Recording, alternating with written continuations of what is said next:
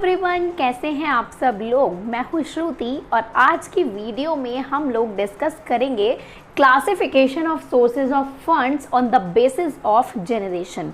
Last video में हमने इसी टॉपिक को स्टार्ट किया था, तो हमने on the basis of period यानी on the basis of time पढ़ा था फंड्स के बारे में, ठीक है। लेकिन आज हम पढ़ेंगे on the basis of generation. अब ये जेनरेशन क्या है? जेनरेशन का मतलब है कि कैसे वो चीज़ जनरेट हो रही है, कहाँ से वो चीज़ जनरेट हो रही है, वो वाला जनरेशन है ये।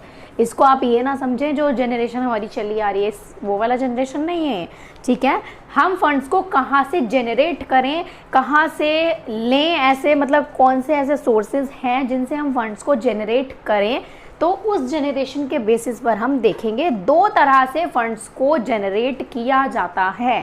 First one is internal sources and second one is external sources. Okay, internal sources देखिएगा। इंटरनल सोर्सेज में कहा जाता है कि generated from with in the business. Internal का क्या मतलब होता है? इंटरनल का मतलब होता है अंदर, ठीक है। यू ऑलरेडी नो कि इंटरनल का मतलब होता है अंदर, तो यानी बिजनेस के अंदर से ही जो फंड्स जनरेट किए जाते हैं वो होते हैं हमारे इंटरनल सोर्सेज, ठीक है। उसी तरह से एक्सटर्नल, एक्सटर्नल का मतलब होता है बाहर, बाहरी चीज। तो जो सोर्सेज, जो फंड्स आउटसाइड एन ऑर्गेनाइजेशन, किसी भी ऑर्गेनाइजेशन या किसी भी बिजनेस के बाहर से जनरेट किए जाते हैं, बाहर की किसी पार्टी से उधार लिए जाते हैं या किसी और फॉर्म में from outside the business generate किए जाते हैं, उनको हम बोलते हैं एक्सटर्नल सोर्सेज। इंटरनल मतलब बिजनेस के अंदर से ही फंड्स को रेज करना, और एक्सटर्नल सोर्सेज का मतलब बिजनेस के बाहर से फंड्स को जनरेट करना, फंड्स की व्यवस्था करना, ठीक है। तो वो कैसे कैसे हो सकती है? आउटसाइड एन ऑर्गेनाइजेशन मतलब सप्लायर्स, सप्लायर्स से हम पैसा ले सकते हैं, फंड्स जनरेट कर सकते हैं। लैंडर्स से ले सकते हैं। लैंडर्स कौन होते हैं? जो उधार देते हैं पैसे को, ठीक है। और बोरोवर्स कौन होते हैं? जो उधार लेते हैं। तो अगर मैंने आपसे कोई चीज़ उधार ली है, पैसे उधार लिए हैं, तो मैं कौन हो गई? बोरोवर हो गई, क्योंकि मैंने उधार लिया है। लेकिन आपने तो उधार दिया है ना, तो आप कौन हो गए? आप हो गए लैंडर, ठीक है। उसके बाद इन्वेस्टर्स, इन्वेस्टर्स से भी हम फंड्स रेज कर सकते हैं, जनरेट कर सकते हैं।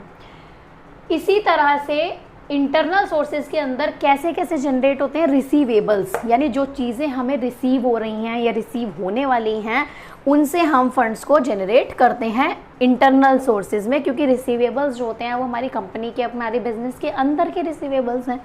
डिस्पोजिंग ऑफ सरप्लस इन्वेंट्रीज, जो इन्वेंट्रीज सरप्लस में है, एक्स्ट्रा में है, प्रॉफिट हो गया एक तरह से वो हमारा, तो उससे भी हम फंड्स को रेज कर सकते हैं। Next point is can fulfil, sorry external के अंदर सेकंड पॉइंट रह गया। एक्सटर्नल के अंदर सेकंड पॉइंट क्या है? Issue of debentures. यहाँ पे फंड्स कैसे जनरेट होते हैं? जैसे यहाँ तो हमने क्या करा, रिसीवेबल्स कलेक्ट किए, सरप्लस इन्वेंट्रीज को डिस्पोज किया। यहाँ पे कैसे कर सकते हैं? एक्सटर्नल में किस किस वे में कर सकते हैं? तो इशू ऑफ डिबेंचर्स, डिबेंचर्स को इशू करके फंड्स रेज कर सकते हैं। Borrowings from commercial banks, commercial banks से लोन ले लिया, बोरो कर लिया, वहाँ से हम एक्सटर्नल सोर्सेज में फंड्स रेज कर सकते हैं। फाइनेंशियल इंस्टीट्यूशंस से लोन ले लिए, तो ये बाहरी चीज़ें हो गई ना। फाइनेंशियल इंस्टीट्यूशन, कमर्शियल बैंक, ये बिजनेस के अंदर तो नहीं है ना, बाहर हैं। तो बाहरी चीज़ों से फंड्स को जनरेट करना comes under internal, sorry external sources. Clear है इतना? Okay. And accepting of public deposits, public के जो डिपॉजिट्स होते हैं उनको एक्सेप्ट करना। तो पब्लिक भी बिजनेस के बाहर की है ना, आपके बिजनेस के अंदर तो पूरी पब्लिक नहीं बैठी है, तो ये भी एक्सटर्नल सोर्सेज के अंदर आता है।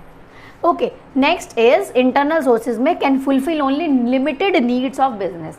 जो इंटरनल सोर्सेज होते हैं वो इतने ज़्यादा हाई लेवल पर नहीं होते कि सारी नीड्स पूरी की जा सकें बिजनेस की।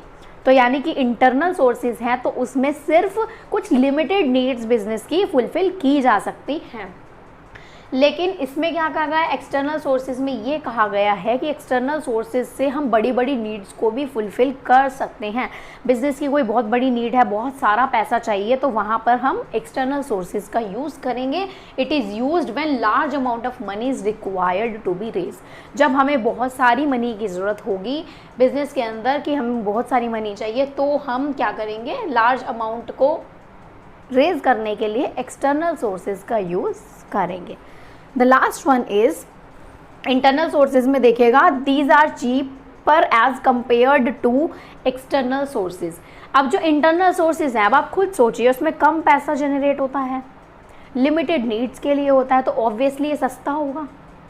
लेकिन अगर हम बाहर से पैसा जनरेट कर रहे हैं तो हम एक बड़ी अमाउंट में पैसा भी जनरेट कर रहे हैं, बड़ी बड़ी नीड्स पूरी कर रहे हैं बिजनेस की, तो वो क्या होगा, वो कॉस्टली होगा। तो यानी यही चीज़ कही गई है कि जो इंटरनल सोर्सेज हैं वो चीप होते हैं और जो एक्सटर्नल सोर्सेज हैं वो कॉस्टली होते हैं as compare to internal sources.